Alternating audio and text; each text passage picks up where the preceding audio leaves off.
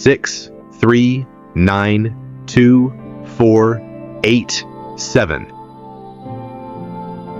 Right now, as you're watching this video, there are radio stations broadcasting across the world, but they're not playing music. They're not hosting talk shows. They're reading numbers, just numbers, over and over again, for hours, for days, for decades, and nobody will officially tell you why. Welcome back to the channel. Today we're diving into one of the most documented yet unexplained phenomena in the world of radio and espionage, numbers stations. If you've never heard of these before, picture this. You're alone at night, scanning through radio frequencies on a shortwave receiver. Static, more static, then suddenly a woman's voice, cold and robotic, speaking in monotone Spanish. Attention, attention. 6, 3, 9, 2, 4, 8, 7. She reads numbers for 10 minutes straight, then disappears into static. The next night, you tune in again. Same frequency, same time. She's back, different numbers, same lifeless voice, but there's something wrong with this broadcast. Something that's been happening for over 70 years. Something that no government will acknowledge. These stations exist all over the world, broadcasting 24 hours a day. Reading numbers, playing eerie music, using children's voices. And officially, they don't exist. No one will claim them. No agency will explain them. But we can all hear them. Welcome to the world of number stations. The ghost broadcasts that might be controlling spies right now. Let me tell you about one of the most famous. It's called the buzzer, UVB-76. Since 1982, this Russian station has done nothing but broadcast a monotonous buzz, 25 buzzes per minute, every hour, every day, for over 40 years. But here's where it gets strange. Every few weeks, maybe once a month, the buzzing stops. Dead silence. Then a Russian voice breaks through, reading numbers, reading names. Sometimes you can hear people talking in the background, papers shuffling, birds chirping outside the window, like someone accidentally left the microphone on.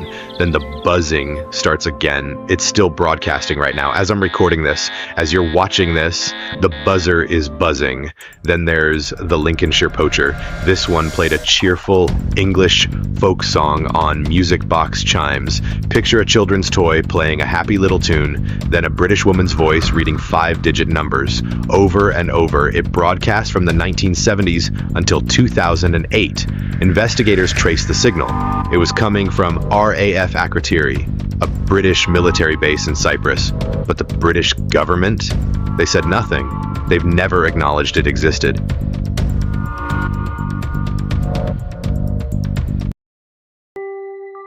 And perhaps the creepiest of all, Swedish Rhapsody, a young girl's voice, maybe 10 years old, reading numbers in German. Why a child? No one knows. Listeners described it as deeply haunting, unnatural. The station went silent in the early 2000s, but recordings still exist. Once you hear that little girl's voice reading those numbers, you don't forget it. These aren't isolated cases. There are hundreds of these stations. They broadcast in English, Russian, Spanish, German, Czech, Korean, Chinese, shortwave frequencies that can bounce off the atmosphere and travel thousands of miles. Anyone with a basic radio can hear them. So what's actually happening here? Despite no official confirmation, intelligence experts agree. These are spy stations, communications to covert operatives in foreign countries. Here's how it works. You're a spy agency. You have agents in enemy territory. You need to send them instructions, but you can't call them. You can't email them. Any direct contact could expose them, so what do? You broadcast the message to the entire world. Your agent has something called a one-time pad, a booklet of random encryption keys.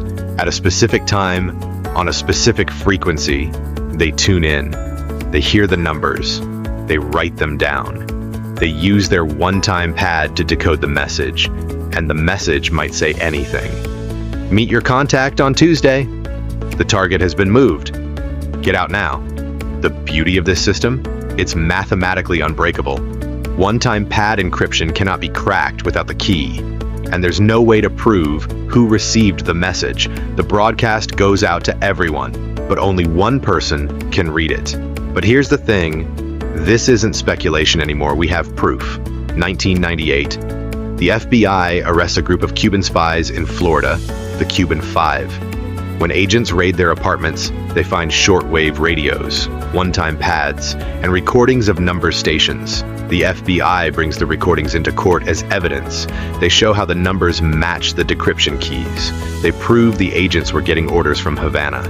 Messages like, prioritize and continue to strengthen friendship with Joe. A real person, a real contact. This was official confirmation. Number stations are real. They're used for espionage, and this is happening right now. 2009, a couple arrested in Germany for spying for Russia.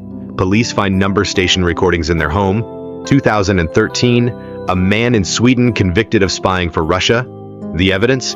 He'd been decoding messages from Russian number stations. The evidence is overwhelming.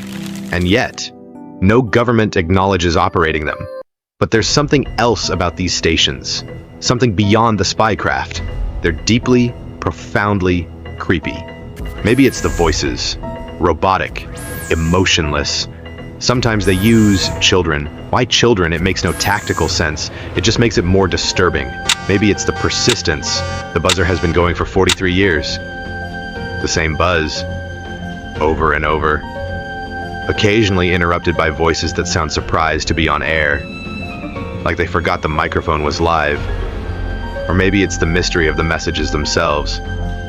Every broadcast could be ordering an assassination. Could be telling an agent to come home. Could be meaningless noise designed to waste enemy resources. We'll never know. The messages are meant for one person, and they'll never tell us what they heard. Think about it. Right now, tonight, if you have a shortwave radio, you can hear these stations. They're not hidden. They're broadcasting openly to everyone, and yet officially they don't exist. It's a conspiracy hiding in plain sight. So what's happening with number stations today? You'd think with the internet, satellite phones, and encrypted apps, they'd be obsolete, but they're not. Many are still active. The buzzer still buzzes. Russian stations still broadcast. Chinese stations are active. New stations keep appearing. Why? Because number stations have one massive advantage. They leave no digital trace, no server logs, no metadata, no IP addresses, just radio waves that disappear into the air. You can't prove who sent them, you can't prove who received them, and you can't block them without jamming entire frequency bands. In a world where everything can be hacked, traced, or intercepted, sometimes the old ways are still the best ways. So that's the mystery of numbers stations. They're real. We know what they're for. We've had court cases proving it. But officially, they don't exist. No government will claim them. No agency will explain them. And the messages they carry will remain encrypted forever. The next time you think about espionage, don't picture high-tech satellites and smartphone hacks. Picture a monotonous voice reading numbers into the void, and somewhere an agent with a pencil and a one-time pad writing down orders that could change everything. The Cold War ended decades ago, but the numbers keep broadcasting, and they probably always will. If you enjoyed this mystery, hit that subscribe button. We've got plenty more unexplained phenomena to explore. Let me know in the comments what mystery you want covered next. Thanks for watching, and I'll see you in the next one.